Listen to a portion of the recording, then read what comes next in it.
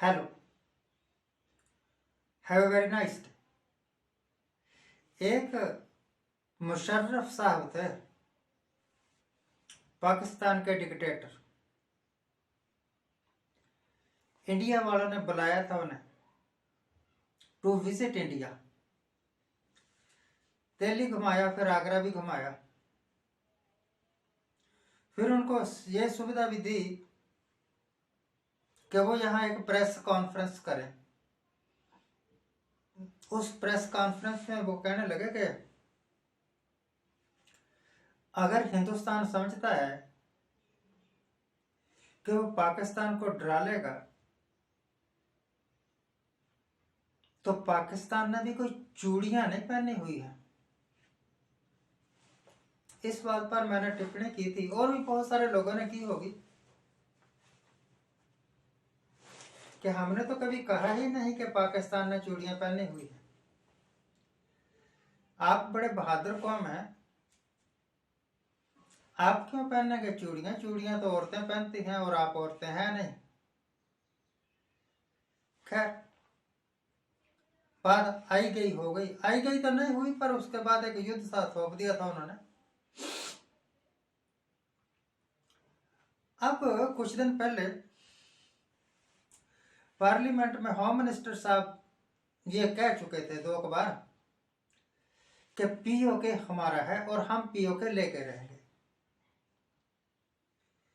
अभी अभी हमें राजनाथ सिंह ने बताया, डिफेंस मिनिस्टर है इंडिया के, ऑनरेबल है,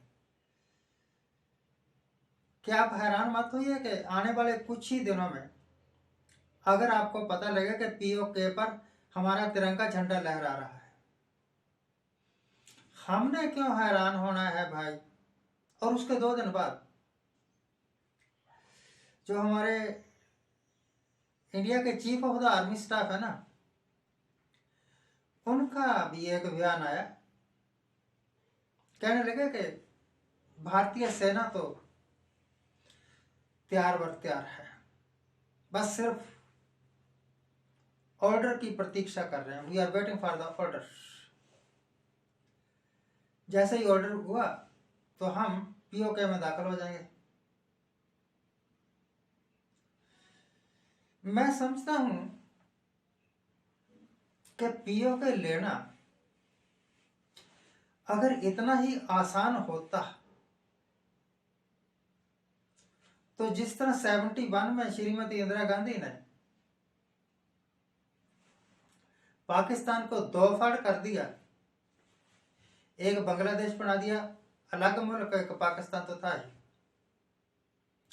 उसी तरीके से एक तीसरा मुल्क भी बना सकती थी पीओके, या पीओके में पी अटैक करके और इंडिया में शामिल कर सकती थी। It is not so easy. इतना आसान थोड़ा है। ये कोई बाजार में मिलता हुआ टॉफी या चॉकलेट नहीं है जो उठाया और खरीद लिया और खा लिया। जब आप शुद्ध करेंगे, चाहे जितना मर्जी छोटा देश हो। रशिया ने युद्ध किया यूक्रेन पर, यह सोच के कि 2-4 दिन में मैं यूक्रेन को तबाह कर दूंगा। साल से ऊपर हो गया, यूक्रेन का तो कुछ बिगड़ा नहीं और रशिया का कुछ रहा नहीं। अगर तो हमारी सरकार मोदी साहब की यह मजबूरी है कि उन्होंने किसी न किसी तरीके से इलेक्शन जीतना है, चाहे हिंदुस्तान पर युद्ध थोप के ही जीतना पड़े, क्योंकि पहले जो सर्जिकल स्ट्राइक किया था वो भी उसकी कोई जरूरत थोड़ी थी, और उसके बाद कोई आतंकवादी घटनाएं कम थोड़ी हो गई हिंदुस्तान पर, वैसे ही हो रही है।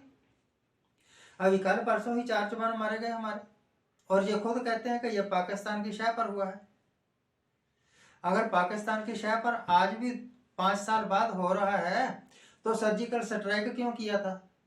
वो कौन सा लॉलीपॉप था और उससे फायदा क्या हुआ? पर जनता है, जनता भूल जाती है। और वो जनता तो भूलेगी ही जिनको आप 80 करोड़ लोगों को मुफ्त अनाज दे रहे हो। आफ्टर ऑल आपका खाना खाना है तो जय हो तो करनी पड़ेगी आपकी। तो अगर हमारी सरकार कोई ऐसी बेवकूफ़ी करती है कि पीओके में सेना घुसेड़ दो, तो हिंदुस्तान वासियों हमें वैसी ही दिक्कतों का सामना करना पड़ेगा जैसे यूक्रेन वाले कर रहे हैं या जैसे पैलेस्टाइन में हो रहा है। युद्ध शुरू हो गया है तो युद्ध किसी की लिहाज थोड़ा करता है, और ये सब कुछ होगा। अगर इनकी नीयत पीओके लेने की थी, पिछले 10 साल में क्या करते रहे, ले लेते। अब अगर ये पीओके की बात करते हैं तो सीधा मतलब ये है कि इन्होंने पीओके नहीं, जनरल इलेक्शन जीतना है जो कि मई में ड्यू है।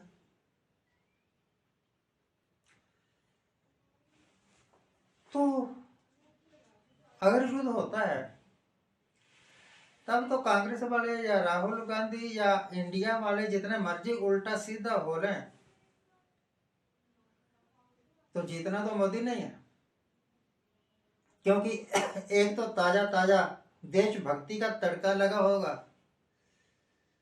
और एक हिंदुस्तान खतरे में है ये बात होगी, और तीसरा अभी अभी राम मंदिर का उद्घाटन किया और मुफ्त में पूरे इंडिया को राम मंदिर दिखाएंगे।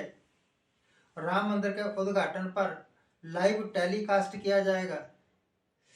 1 लाख राम मंदिरों में पूजा अर्चना की जाएगी और उसका भी लाइव टेलीकास्ट किया जाएगा। बहुत बड़ा फंक्शन, यानी इतना बड़ा फंक्शन कि 1000 करोड़ तो रुपया खर्च हो ही जाएगा। अगर इस तरह के खर्चे भारतीय सरकार के खजाने से हो रहे हैं तो इलेक्शन जीतने के लिए तो ठीक है, परंतु ये हिंदुस्तानी पैसे का, हमारी टैक्स पेयर के पैसे का नाजायज यूज कर रही है, उपयोग कर रही है सरकार सिर्फ अपने फायदे के लिए। इससे हमारा कोई फायदा नहीं। हिंदुस्तान मंदिरों का देश है, यहाँ पहले ही बहुत मंदिर हैं। गुरुद्वारों का देश है, यहाँ पहले ही बहुत गुरुद्वारे हैं। कोई गुरुद्वारा किसी सरकार ने नहीं बनाया और आज तक कोई मंदिर किसी सरकार ने नहीं बनाया था, यही बनाने लगे हैं। और अब तो मस्जिदों की दीवारों पर भी भगवे रंग में जय श्री राम लिखना शुरू कर दिया। तो इससे मतलब साफ समझ लो कि अब इलेक्शन जीतने के लिए चौतरफा लड़ाई है। नंबर 1 शायद पीओके पर अटैक, नंबर 2 राम मंदिर, और नंबर 3 भगवा रंग से मस्जिदों पर अटैक। राम मंदिर लिख दिया ना जय श्री राम या कुछ भी ऐसा भड़काऊ भाषण, तो वो भी चुप नहीं बैठेंगे, वो भी कुछ करेंगे। और नंबर 4 मीडिया तो इनका है ही। अब आप कैसे कहोगे राहुल गांधी जी कि आप जीत जाएंगे? इतना कमीनापन लेकर आओ तो हमारे साथ टक्कर लो। Thank you very much for watching, keep watching, please subscribe my channel. आगे आगे देखिए हम कितना गिर सकते हैं इलेक्शन जीतने के लिए।